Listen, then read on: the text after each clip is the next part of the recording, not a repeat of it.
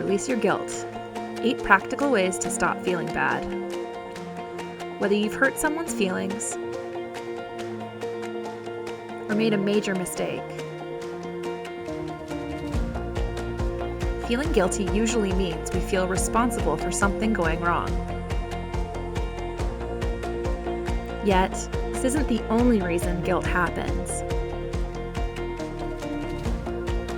We can experience a guilt complex when our life is going great, but the people we care for are struggling. Guilt may also arise from mental health disorders, such as anxiety or obsessive-compulsive disorder. Guilt is one of those tricky feelings to navigate or figure out. You might wonder whether or not you should feel guilty, among other things. But guilt can be helpful. It can often direct us to take responsibility and make amends for the error of our ways. However, persistent guilt isn't healthy. It can also become mixed with shame, including feeling ashamed of who we are. So, how can you let go of feeling guilty? What does guilt actually mean? A feeling of worry or unhappiness that you have because you have done something wrong, such as causing harm to another person. Emotional signs of guilt include being sensitive to the consequences of your actions, feeling overwhelmed by the thought of making the wrong decision or taking the wrong action, low self-confidence, avoiding other emotions, people-pleasing. Feeling guilty isn't a good feeling. It feels bad.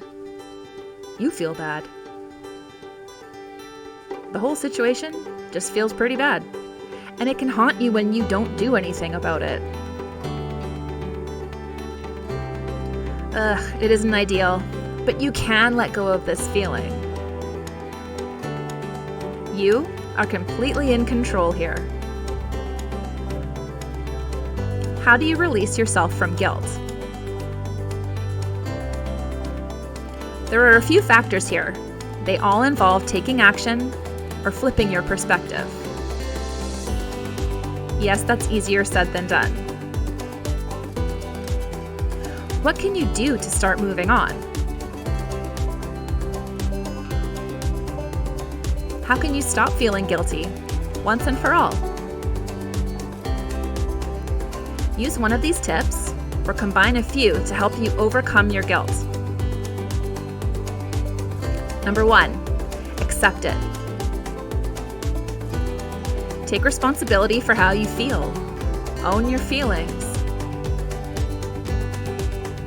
This gives your power back. It allows you to control how you feel, rather than letting others control it. And to take responsibility, you might need to accept your feelings. This is really hard to do. In some tough situations, it might take some hard work, including therapy, to get through. Generally, accepting your feelings comes down to acknowledging the thoughts and circumstances that led you to feel them. From there, you can take responsibility and start moving past it. Number 2, make amends if needed. If you've wronged someone, extend that olive branch. Guilt has a positive side, where it lets us know when we've potentially behaved poorly. We're not living up to our own values. We aren't treating others how we want to be treated. This is where guilt taps you on the shoulder, letting you know you need to do something different. We all make mistakes. When you're on the mistake-making side of things, it always helps to apologize and ask for forgiveness. Each situation may need a unique and different approach. Explore what you can do to make it up to the person you've wronged. Make it right. Number 3, do something that makes you feel good about yourself. Feeling lousy about ourselves stinks, and guilt tends to knock our self-esteem down a notch or two. So if you feel down in the dumps, do something to make yourself feel good. Go for a run, head to the gym, or do a light yoga session. Order your favorite food, or log some time with your favorite hobby. Even a warm bath or any self-care activity might help. The goal here is to feel better. Number 4, forgive yourself and practice self-compassion. So you messed up. We all do. Beating yourself up isn't going to get you anywhere. Instead, talk nicely to yourself. What would you say to your best friend? Say that to yourself. Self-compassion and self-forgiveness can go a long way. While you shouldn't totally let yourself off the hook for bad behavior, you also shouldn't let it wreck your life or your confidence. Mistakes are part of life.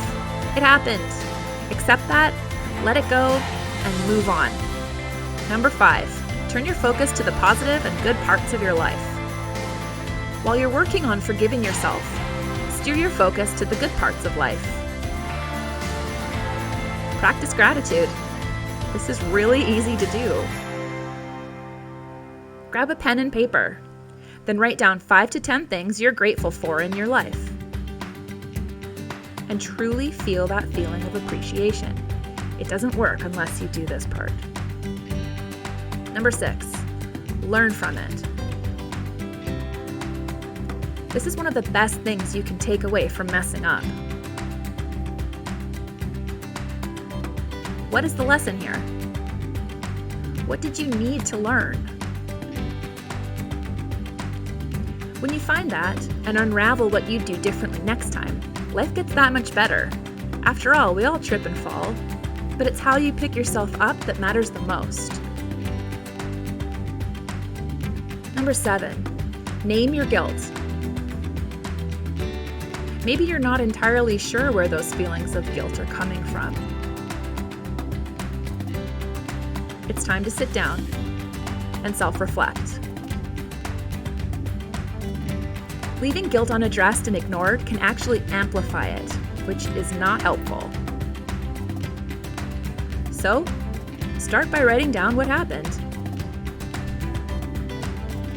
When did these feelings arise? What was the situation that unfolded? Who said what? How did you feel?